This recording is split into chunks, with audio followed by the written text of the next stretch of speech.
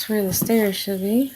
Inside Rachel and Eric England's Miamisburg condo. We were walking on broken glass. You'd never know the damage that was done. There was a hole in this wall through to the garage. After a driver had a seizure and drove into their living room in September of 2017. Our couches and everything were full of glass. We had to get all new furniture. The crash forced the Englands to leave. Put us in a hotel for 9 months. We had my daughter's wedding, we had a grandbaby, and we had a graduation all in that time. So it was like we didn't have our home to share with our family. We felt like we were homeless.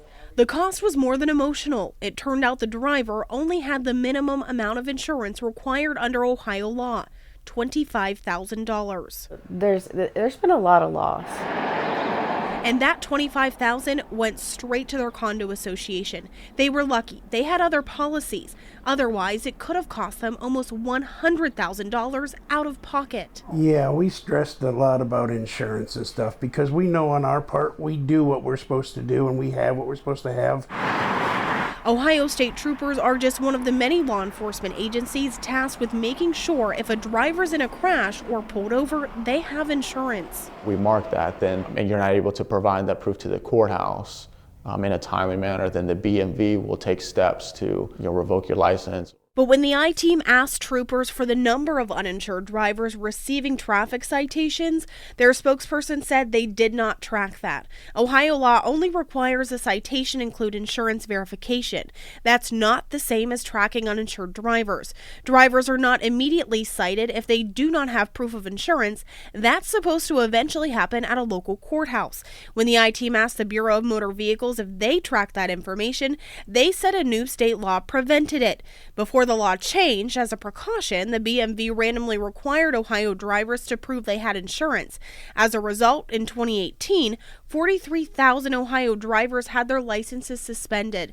But as of last summer, the new law stopped that. The Insurance Information Institute estimates there are nearly 950,000 uninsured Ohio drivers. News Center 7's own tracking of cars crashing into buildings showed there were more than 100 in 2019. But due to the state's lack of tracking, there's no way to tell which of those drivers had insurance. Right now, the only time you need to show that proof of insurance is if you're involved in a traffic crash, you're issued a citation, or you have your vehicle inspected. When they run into you, you bear the burden of having to deal with it. Dayton personal injury attorney Michael Wright represents clients like Dayton pastor Kendall Washington. I was in shock. I couldn't move for like 10 minutes. Who says if he had not hired a lawyer, he would have been out thousands of his own dollars after an uninsured driver T-boned the truck he was riding in. I ended up in the ER. They did a series of tests from MRIs to the twisting of my back. It hurt really excruciating for about 3 weeks. One of the biggest loopholes from Wright's perspective beyond the uninsured is a case like the Englands. The TV was completely shattered, where the victim or their insurance company could be liable to pay. Look here, man. You go to the ER, that's going to be $4,000 or $5,000. If you have any follow-up treatment, that's going to be several $1,000s. If you have damage to your vehicle, that's going to be thousands of dollars. So I think that the state minimum needs to be raised. That's crazy. Who's left holding the bag on that one? In the England's case, their bag was almost 6 figures. Because their insurance paid, their rates increased. All this happened, we had no control over it. I wouldn't wish that on anybody. It's very, very stressful. A crash that stays with the Miamisburg couple as victims continue to wonder why Ohio laws surrounding uninsured drivers remain confusing and, in their view, too lax.